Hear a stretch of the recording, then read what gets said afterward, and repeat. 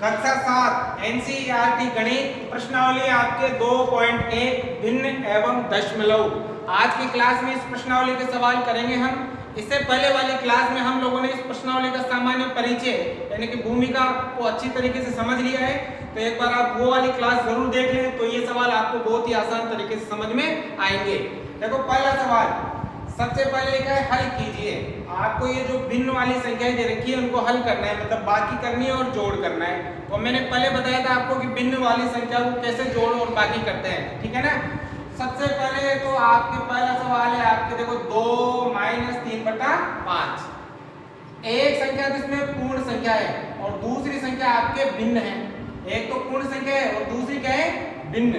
अब देखो इस प्रकार की संख्या को हल करने के लिए जो पूर्ण संख्या उसको भी चाहो तो आप भिन्न बना दो। भिन्न मतलब बटे में कितना लगा सकते हो, 1। किसी भी संख्या के नीचे 1 लगाओगे कोई फर्क पड़ने वाला नहीं है। तो देखो ये भी भिन्न हो गई और ये भी क्या हो गई, भिन्न। अब लिया जाता है लघुत्तम। भिन्न वाली संख्याओं को चाहे जोड़ना हो चाहे फिर घटाना हो, हमेशा आपको क्या लेना बेटा, लघुत्तम लेना है। अब लघुत्तम कैसे लेते हैं, अगर एक भिन्न के नीचे तो 1 हो और दूसरी के नीचे कोई भी संख्या हो तो ये वाला नंबर ही आपका लस आएगा। जैसे यहाँ 1 है और यहाँ 5 है तो लघुत्तम कितना आ जाएगा, 5 आ जाएगा। अगर यहाँ 7 होता और यहाँ 1 होता तो लघुत्तम 7 आ जाता। यहाँ 9 होता तो लघुत्तम कितना आ जाता, 9 आ जाता, ठीक है। अब क्या करते हैं, 1 का भाग 5 में लगाते हैं 5 बार। 1 का भाग 5 में 5 बार। 5 को 2 से गुणा करेंगे, 5 दूनी 10, माइनस है तो माइनस। अब देखो 5 का भाग 5 में लगाना है 1 बार। 1 को 3 से गुणा करना है, 3 1 3। अब यहाँ देखो 10 में से 3 गए तो 7/5, यह आ जाएगा आपका आंसर। आगे समझ में एक और तरीका है, डायरेक्ट भी आप बना सकते हो, ठीक है। कैसे, देखो ध्यान देना इधर। 5 को 2 से गुणा करेंगे, 5 दूनी 10। अब यहाँ चिन्ह किसका है, माइनस का। तो 10 में से 3 घटाएंगे, 5 दूनी 10। 10 में से 3 गए तो 7 और नीचे कितना है, 5। यह आ जाएगा आपका आंसर, ठीक है। जैसे हम मिश्र भिन्न को चेंज करते थे उसी टाइप से, ठीक है। अब देखो यहाँ पे दूसरा भी, यहाँ भी एक पूर्ण संख्या है और यहाँ भिन्न है। तो पूर्ण संख्या को पहले क्या बढ़ा दो, भिन्न। बटे में कितना लगा दो, 1। अब ध्यान देना, इधर क्या लेना पड़ेगा आपको, लघुत्तम, लसक, एलसीएम। पढ़ा है ना आप लोगों ने, लसक कहो लघुत्तम कहो या अंग्रेजी में इसको एलसीएम कहते हैं। अब बेटा यहाँ 1 है और यहाँ 8 है तो लघुत्तम कितना आएगा, 8 आएगा, ठीक है। अब 1 का भाग 8 में 8 बार। 8 को 4 से गुणा, 8 चौक 32 प्लस, अब 8 का भाग 8 में 1 बार। 8 एकम 8 एक बार ही जाएगा। 1 को 7 से गुणा, 7 एकम 7।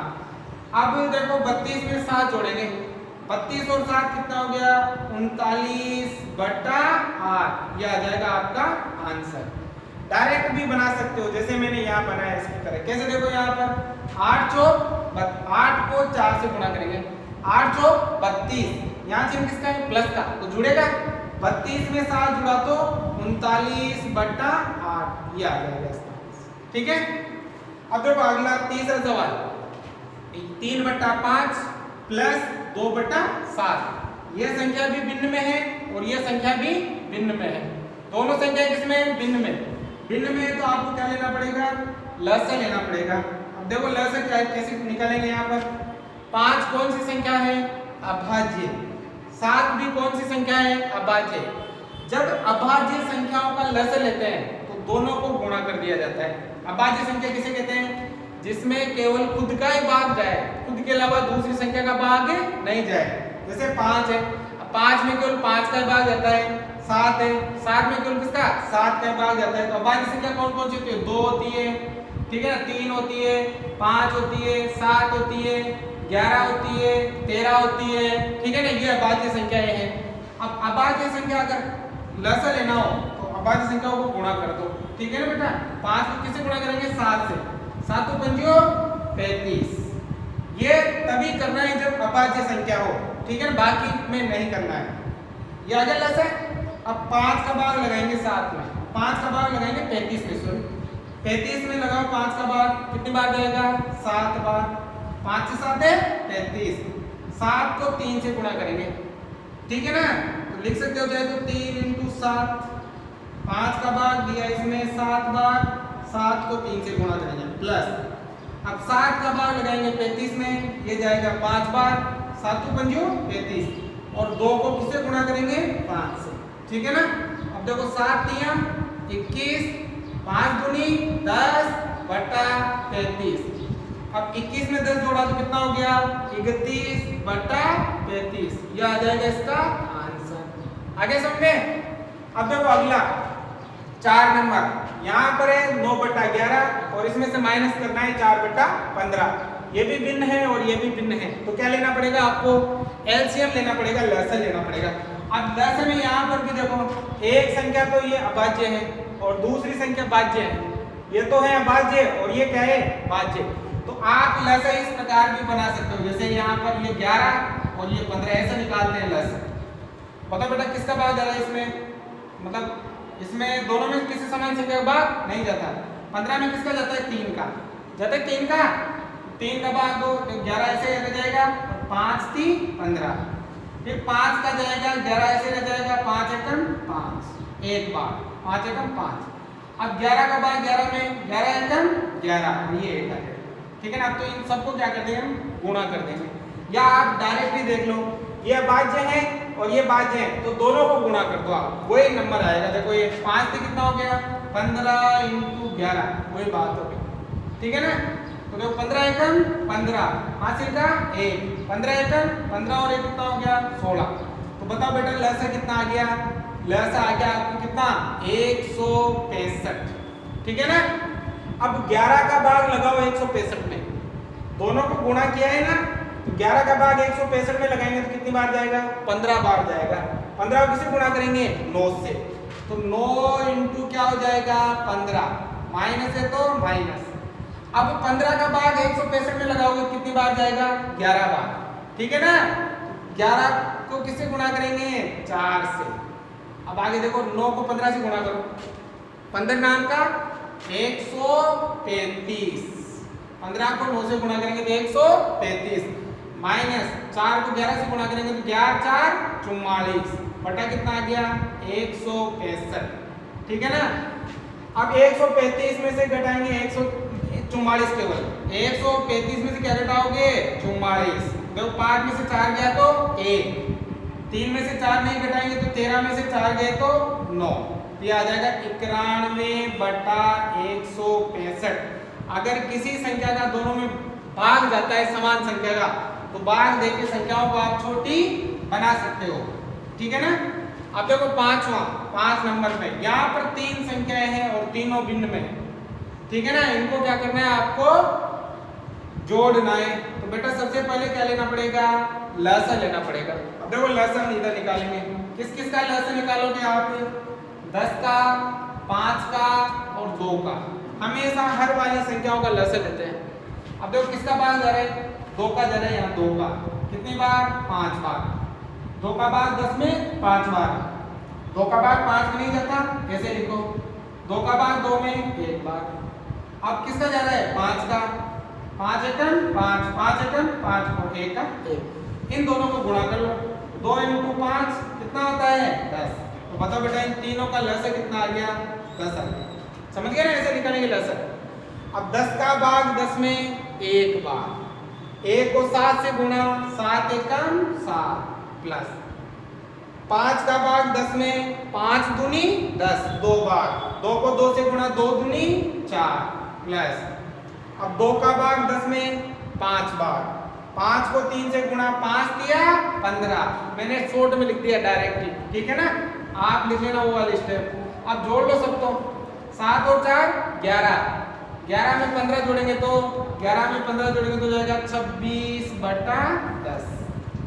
अब चाहो तो इसको और हल कर सकते हो, यहाँ भी उत्तर राइट है और आगे करना चाहो तो देखो 2 का भाग इसमें भी जाता है और 2 का भाग इसमें भी जाता है ना, 2 का भाग इसमें जाएगा 13 बार और 2 का भाग इसमें जाएगा 5 बार, तो ये अभी आपके 13 बटा 5 भी आप उत्तर लिख सकते हो। ये भी उत्तर राइट है और ये भी उत्तर आपके राइट है, आगे समझे। अब देखो अगला, यहाँ आपके मिश्र भिन्न है, ठीक है, 2 सही 2 बटा 3 प्लस 3 सही 1 बटा 2, मिश्र भिन्न को सबसे पहले बदलना होता है विषम भिन्न में। कौन सी भिन्न में बदलते हो? विषम। बताओ बेटा विषम भिन्न किसे कहते हैं? जिसका हंस बड़ा और हर क्या हो? छोटा। तो देखो पहले कैसे बदलते हैं समझ लेना। 3 को 2 से गुणा करेंगे, 3 दूनी 6 और 6 में 2 जोड़ेंगे, 6 2 कितना हो गया? 8/3। 3 दूनी 6, 6 में 2 जोड़ा तो 8 और बटा 3। अब प्लस है तो प्लस 3 दूनी 6, 2 को 3 से गुणा करें, 3 दूनी 6, 6 में 1 जोड़ेंगे 7/2। अब बढ़ गए आपके सामान्य मतलब विषम भिन्न बढ़ गए ना। अब क्या करते हैं बताओ, इधर की जो करेंगे क्या लेंगे? लसाअ। और लसाअ किसका लेंगे बेटा? 3 और 2 का। 3 कौन सी संख्या है? अभाज्य। 2 भी कौन सी संख्या है? अभाज्य। तो लसाअ लेने के लिए दोनों का क्या कर दो? गुणा। 3 दूनी 6, लसाअ कितना आ गया? 6। अब 3 का भाग 6 में 2 बार, 3 दूनी से 2 बार, 2 को किससे गुणा करेंगे? 8 से, 8 दूनी 16 प्लस अब 2 का भाग 6 में 3 बार, 3 को किससे गुणा करेंगे? 7 से, 7 तिया 21। ठीक है ना। देखो 3 का भाग दिया 6 में 2 बार, 2 को 8 से गुणा किया, 8 दूनी 16 प्लस है तो प्लस 2 का भाग 6 में 3 बार, 3 को 7 से गुणा, 7 तिया 21। अब जोड़ लो, 16 में जोड़ेंगे, 1 और 6 कितना हो गया? 7, 2 और 1 कितना हो गया? 3 बटा कितना? 6। यह आ जाएगा इसका आंसर। आगे समझे। अब देखो लास्ट 7वां जो सवाल है वहां भी यही नंबर है। क्या लिखा है आपको? मिश्रित भिन्न दे रखी है। पहले इसको विषम भिन्न में बदलो। कैसे? 2 8 16, 16 और 1 17/2 माइनस ये माइनस। अब देखो 8 तिया 24, 8 तिया 24, 24 में 5 जोड़ा तो 29/8 आ गया। अब लेंगे लसाअ। अब लसाअ देखो यहाँ पर दोनों अलग अलग है तो लसाअ लेने के लिए इधर निकालो 2 और 8। किसका भाग जा रहा है? 2 का, 1 बार और 4 बार। फिर किसका जा रहा है? 2 का, 1 बार 2 बार। फिर किसका जा रहा है? 2 का, कितनी बार? 1 बार। 2 दूनी 4, 4 दूनी 8, गुणा करो 2 × 2 × 2, 2 दूनी 4, 4 दूनी 8। तो बताओ लसाअ कितना आ गया? 8 आ गया। ठीक है। अब 2 का भाग 8 में, 2 का भाग 8 में कितनी बार? 4 बार।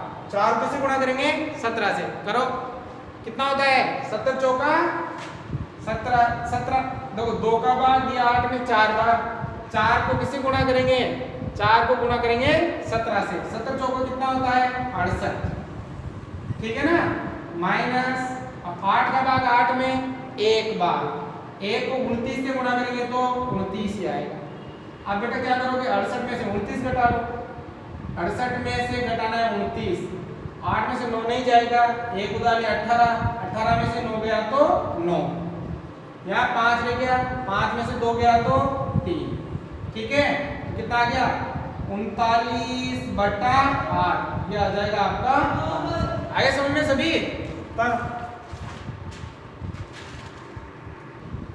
देखो इनको चाहो तो आप मिश्र भिन्न में भी बदल सकते हो।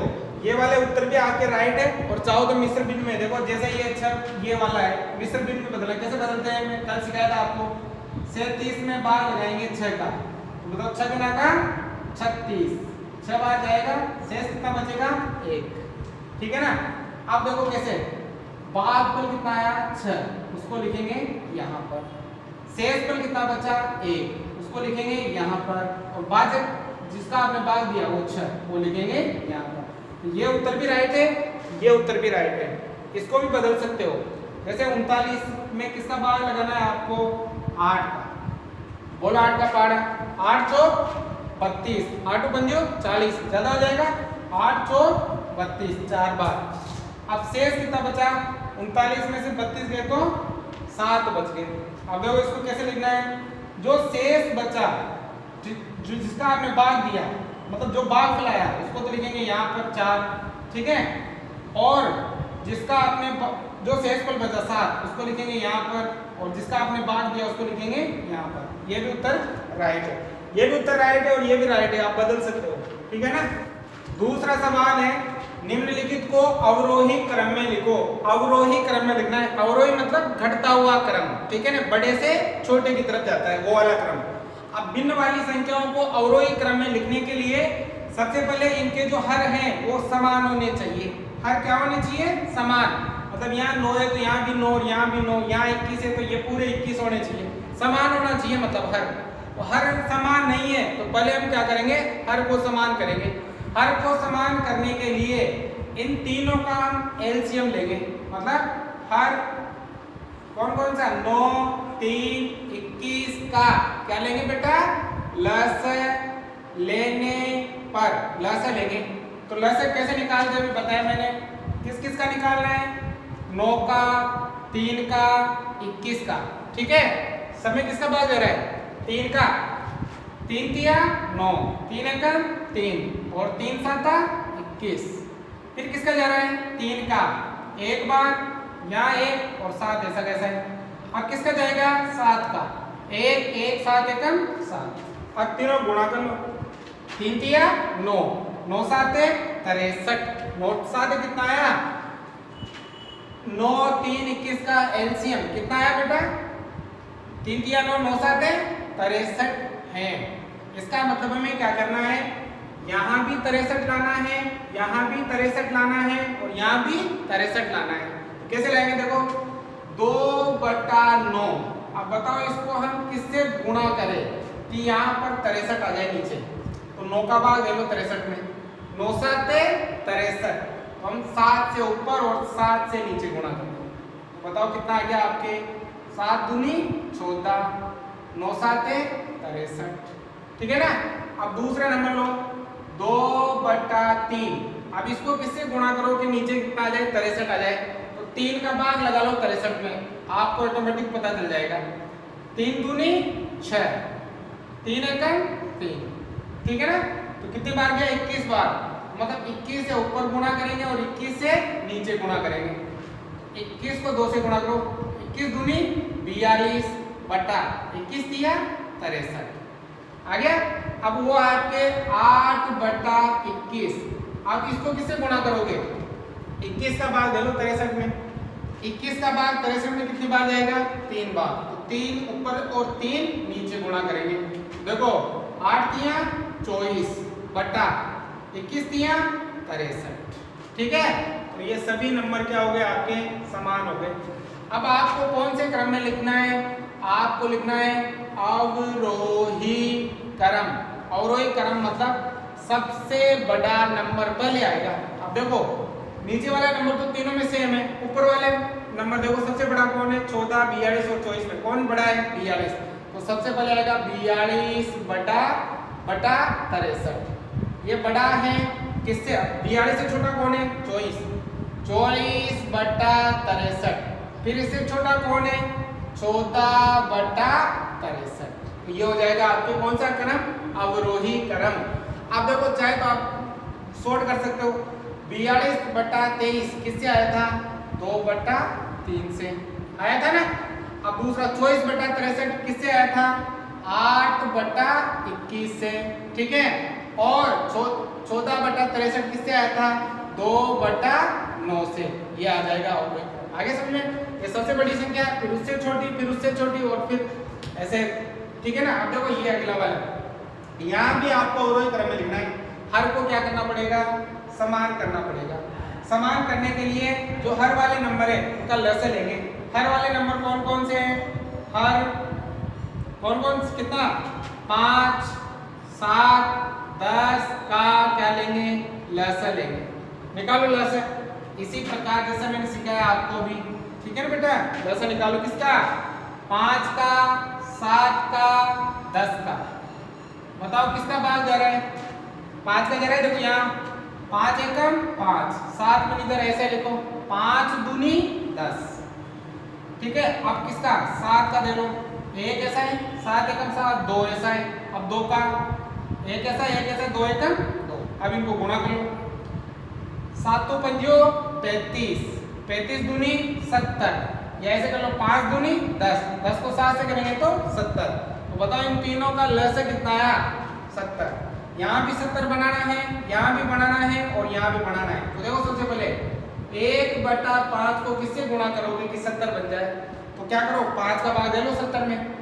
70 में किसका भाग डालेंगे? 5 का। 5 एकम 5, 2 बच गया, क्या होता रहा? 0।